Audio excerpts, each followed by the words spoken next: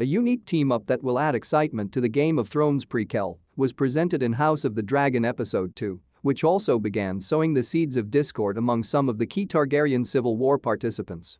House of the Dragon Episode 2 hinted at a future alliance that will be crucial to Viserys Targaryen's, Paddy Considine, next war and have repercussions for the House Targaryen Civil War known as the Dance of the Dragons. Episode 1 of the show established how the main characters' interests conflicted. It's quite likely that this particular conflict would be particularly significant to House of the Dragon Season 1 because the Game of Thrones prequel is based on George R.R. Martin's 2018 book Fire and Blood.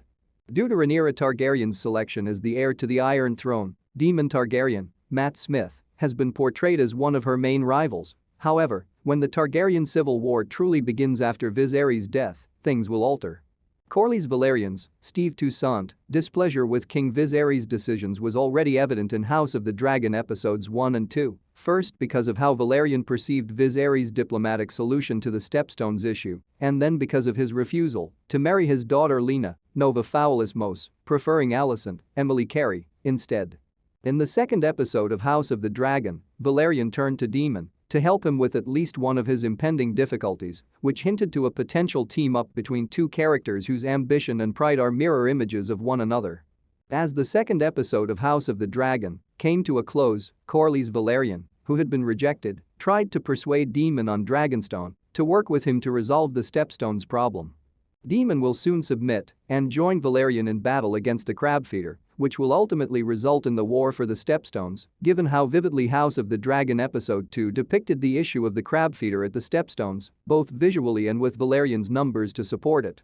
Although not directly related to the Targaryen Civil War, the war for the Stepstones is significant because it not only establishes Corlys and Daemon's alliance, which will last well into the Dance of the Dragons, but also because of its approach via land, sea, and air, which will undoubtedly allow viewers to see dragons in action and the Valerian House of the Dragon Fleet.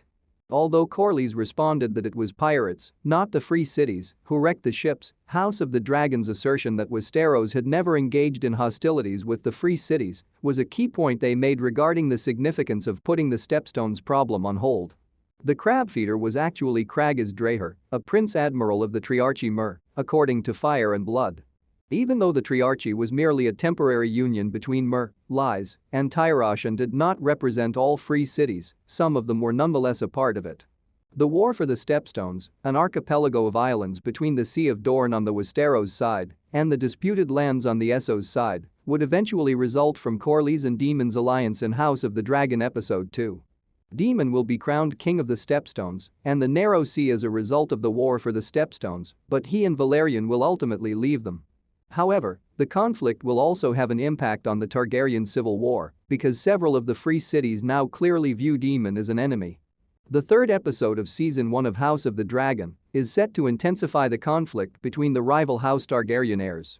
Additionally, its trailer made it quite obvious how it will enter the war for the Stepstones.